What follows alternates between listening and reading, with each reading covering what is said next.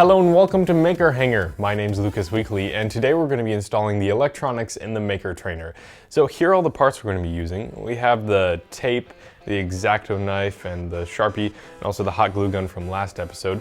And then these are the materials we're going to be using. We have some Popsicle sticks, which are going to be our control horns, a coffee straw, a piece of thin plywood for our motor mount. We have music wire. This is 0.47 inches, or 0.047 inches, or 1.19 millimeters. It's music wire. You can get this at a local hobby shop. We only need 2 pieces of it. And then we also have some nuts and bolts. These are in the parts list. For the tools, we have our straight edge from before. We have a drill, a power drill. We have a couple of drill bits that you're going to need to drill holes for our control horns and also the motor mount. We have a pair of cutters and a bunch of pliers that we're going to be using to bend the control horns. We have all of our electronics that we had in the previous episodes.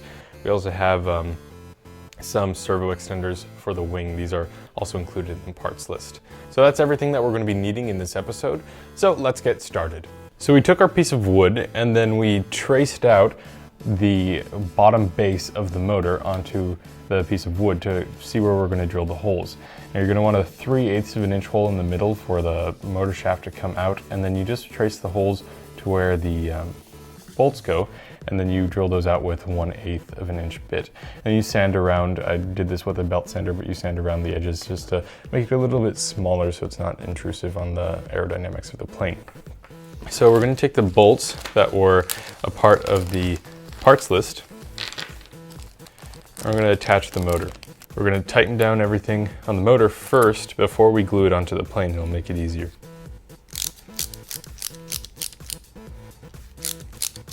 Okay, now that we have the motor all attached and bolted on, we're going to glue this to the airplane. Okay, so the way that we're going to position this is the fold on the fuselage makes this exactly 10 degrees, which is the exact motor angle that you're going to need for this motor. So all we have to do is apply glue on the inside of this and then put it onto our fuselage and make sure it's lined up. This angle will take care of itself. So I'm going to add some glue to the inside here. Don't hit the motor shaft because then it won't move.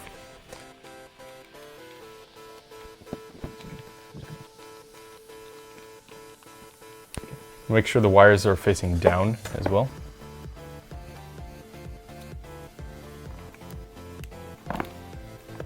And slide it down. Make sure this is spinning still. And then we're going to line this up so that it is straight in line with the tail boom. Okay, now that the motor is installed and it's pretty much glued in place, now the motor shaft is on the inside, so we're going to put a lot of hot glue around the edges to hold the motor mount in place.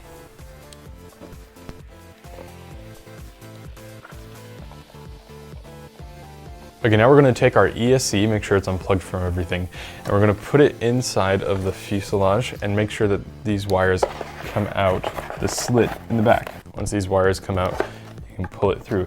Now just plug these in to any of the 3. It doesn't matter right now. You can go ahead and pull these through if you want to. You're not going to glue your ESC inside the fuselage just yet. When we set up the radio, we'll check if the motor is spinning the correct way and switch any 2 of the ESC wires to make it spin the correct way, and then we'll glue it down. So the next thing to move on to is the servo for the rudder, or the elevator. That goes inside this hole. So you're going to get one of your servos, and we're going to install it like this. So the wire comes in through here, and then pushes in through this gap. And we're going to put some hot glue on this to keep it in place.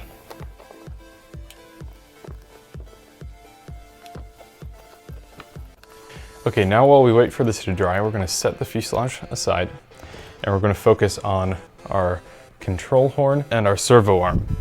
Now, of course, the servo arm comes off of our servo, but we need the control horn to attach to the elevator so we can control that as well. And that's where the Popsicle sticks come in. So we're going to make our control horns from this. It's a really cheap and easy way to do it. If you also have a 3D printer, you can print out some control horns. I'll have some templates in the description below. But what you want to do is, our wire is about the same diameter as a 1/16 drill bit. So we're going to put that in our drill, and we're going to bring this to the edge of our table and drill a hole in the center of the spherical part on top. Okay, here's our control horn. Now the holes on the servo arm are also pretty small, so we're going to go measure or go down from 1 and 2, and we're going to put it in this second hole. It's already a pilot, so it's easy to put through. And we're going to cut the control horn. So this is going to be put in the plane as if this was the surface, like this. So we want to cut it about here at an angle, kind of like that. It's going to go inside of the foam, so we want to give it a little bit of extra.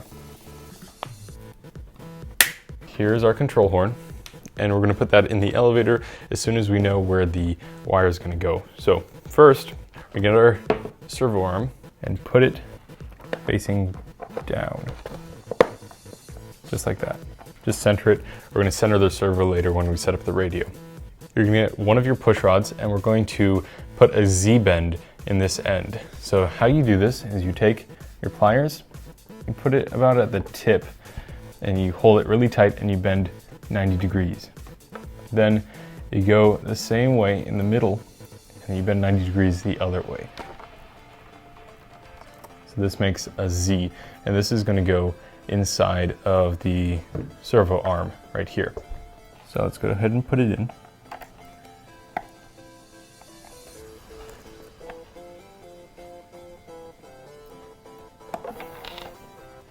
Okay, now these push rods are kind of weak and they're bendable. Now that's good for wrapping around like here, but when we go to pull up and push down on the elevator, it's just going to bow out the push rod. So what we're going to do is we're going to get our coffee straw, we're going to slide it on, and we're going to position it in the center of the tail boom. Now we're not going to attach this just now because we are going to put on this other end, and it's kind of hard to take it off with this on. If we hold this here in the middle, we can see kind of where our line is going to be for our control horn. So we can go ahead and mark this out there. Now we can take this off and set that aside so we can work on this. Okay, now we're going to cut out the slot where the control horn is going to go right there. The control horn, where you want to position it is the hole needs to be over the crease, the seam of where your surface is going to be. Putting it here, we can see that our hole needs to be about there. So I'm just going to cut a slot that goes where our line was and back, and then we can make this however long we need it with this tip. So we can go and enlarge this, make it a little bit bigger, go ahead and slide our control horn in there. So you want to level off your elevator, make sure it's flat, and position the hole right above the crease. So that actually looks pretty good right there. So I'm going to take this out and fill up that crease with hot glue, and I'm going to slot this back in while also checking if the hole is over the crease. Okay, we can add a little bit more glue around the edges just to give it a little bit more support. You just want to make sure that it's free of everything when it's moving. So you can see it's spaced far enough away from the vertical stabilizer, and it also doesn't hit anything when it's moving up and down. Okay, now we're going to take our push rod again. We're going to slot it into our servo arm, pull it back, and now we need to attach the coffee straw. So go about in the middle, and we're just going to add some hot glue to the edge right here.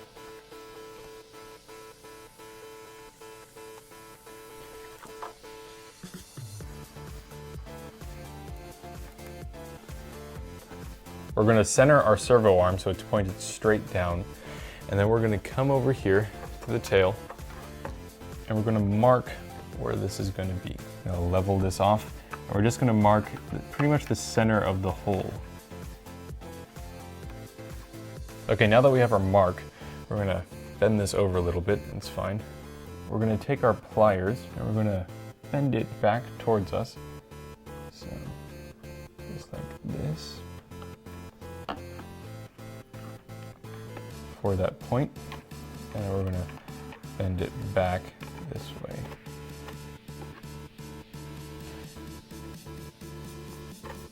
Okay, now obviously we're not going to be able to get this on, so we're going to cut this, leave a little bit of length so that you can do some troubleshooting.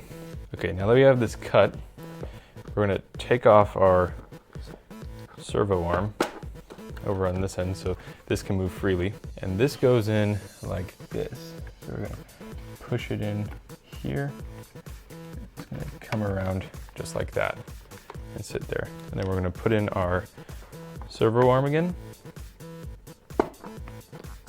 Make sure it's straight down. Now we're going to check if this is all level. So you can get your popsicle stick that you cut before. You can lay it down on top. Now it is a little tiny bit off. It's pointed up just a bit, but this is actually kind of what you want because you want a little bit of up elevator.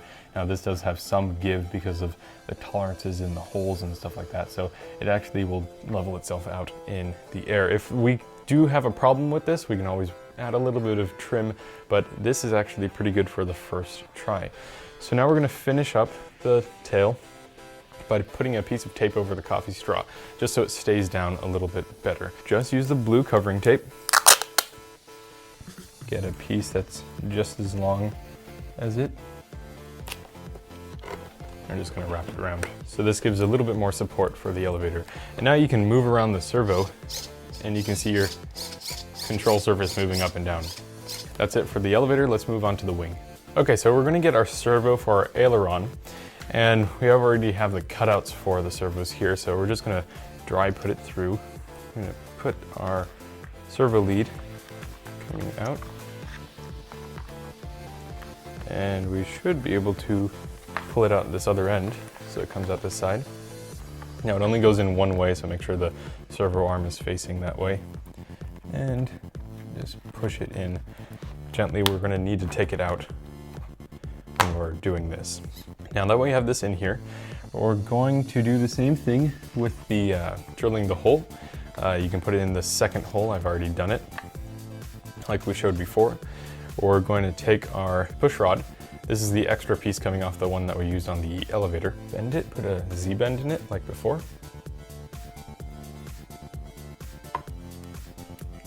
And we're going to put it through this way. So you can see how the aileron is already pushed one way. So what we're going to do is I sometimes take a piece of tape, you lay down something flat so it's flush, and then you put the piece of tape on both the wing and the control surface, and that holds it in place.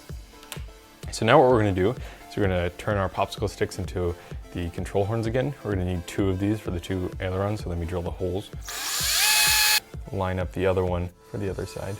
Okay, now that we have our 2 control horns, we're going to lay the push rod perpendicular to the crease, and it's the same principle. We're going to lay this down next to it, make sure that the hole is over the crease, put just a mark so that we can cut this later.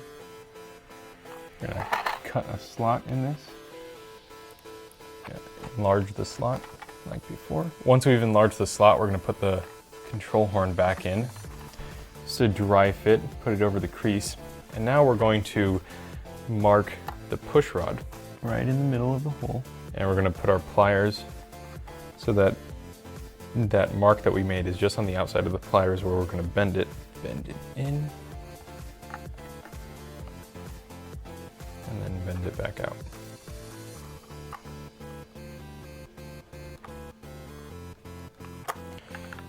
And then we're going to cut this.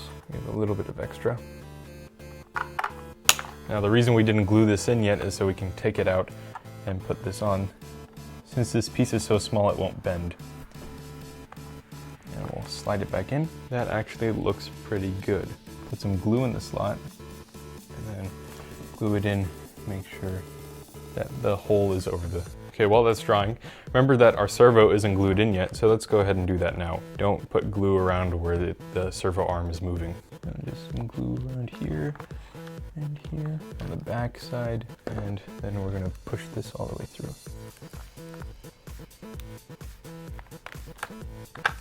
You can go ahead and take the tape off that we put on before and just test your movement. Make sure that it's all moving correct positions. To finish this off, we're going to put a piece of the bottom cover color tape over the servo after we wipe off all the extra hot glue. Okay, and that's one side of the wing. We're going to do this to the other side. So say on your aileron or elevator, you bent the push rod and the dimensions that you put it on aren't right. So it's either too close or too far and the control surface is skewed one way or another. So because we didn't glue anything down before we started, you can take off the control horn, or we can get our pliers, and we did leave some extra on here just for this reason. So all we're going to do is we're going to bend this back and reposition it. So say if this was too close, well, now I'm going to start my bend a little bit farther forward. So we're going to start it about there now and move it over here. So now we have a different position, which if this was too far away, now it's closer. So if it was too close, you want to make that distance longer. So let's bring it back. And we're going to start here. Use the table to help you, and then we'll bend it back. So this music wire will bend a couple more times after it's already bent before it snaps. So you do have a couple times to rework your push rods to make sure that they all fit perfectly. You don't want to use trim to make your control surfaces level. You always want them to be physically level, and then you trim it for when you fly. Now that we have our two aileron servos installed, we're going to flip over the wing and we're going to pull our wires through the wing. Now it's not long enough, so we're going to take the extenders that were available in the parts list and we're going to run them through this hole in the bottom of the wing. Now it's going to be a little bit tricky to push these through, so what I did is I took one of the push rods and I bent it into a loop on the end. So I'm going to feed this through and hook it and just pull the wire through. The part that can accept the servo lead comes through the wing. We're just going to plug this in, make sure that the wires are lined up, so the ground to ground, the power to power, and the signal to signal, and we're just going to pull this through, set it aside, and do the same thing for the other side. Okay, now that we have these fished through, we're going to unfold our wing, and we're going to put the spar in just to make it a little bit easier to work with. So you just slide it to the end, and now it's locked. So there are two servo wires coming off, and we're going to set the wing aside for the moment and take care of everything else that's inside the fuselage. Okay, so in the fuselage, we need to attach our receiver. And that's going to get everything plugged into it. So here's our receiver, and we're going to mount this in line with the plane. So that means that it's facing this way. So we're going to mount it on the wall of the plane right here. But first, before we do that, we're going to plug everything in. So I have my Y splitter inside the aileron port. This is where the two wires coming from the ailerons plug in. Then we have our elevator servo, and that's going to plug into our elevator port, of course, signal facing up. And then we have our ESC that plugs in to throttle port right there. So we're going to just use some hot glue, put a dab of it on the back, and then position it in the middle where the hatch is. You can make the side of the receiver flush with the side of the fuselage. You're still able to close the hatch. Okay, so now we're going to add some Velcro up in the front for our battery. Okay, so the battery gets the hook side because you're going to be using your battery in a lot of things and the plane is expendable. We're going to use the loop side on inside the plane. So I left this purposely larger and wider than the battery is, and this is so that you can move around the battery to get the proper CG. So we're going to take this off. I'm going to lay it so it's all the way up in the front of the plane. Make sure it's lined up and in the middle, and just lay it down. So that's where the battery is going to be going. And normally we're going to have this all the way up in the front, right about there. It gives us the proper CG, but we're going to move this around later just to make sure. Okay, now we can close up the hatch and we're going to put on our wing. So take your two wires, put them through the hole, and as they go in, you can line up the Velcro so that that lines up. And you don't have to put on the rubber bands right now. We're not gonna be flying it, so just leave the rubber bands off. Now open up the hatch again, and we're gonna take the two servo wires coming from the top of the plane, We come here, and we're gonna take our Y splitter, and we're just gonna plug these in. So signal to signal, and the same right here. It doesn't matter which one goes into which. You just feed this back, and now you are all wired up. All the electronics are inside the plane, and we're ready to start programming the radio. That's it for this episode. Next time, we're going to be zeroing out all the control surfaces and programming the radio to get it ready to fly. So I'll see you then. Thanks for watching.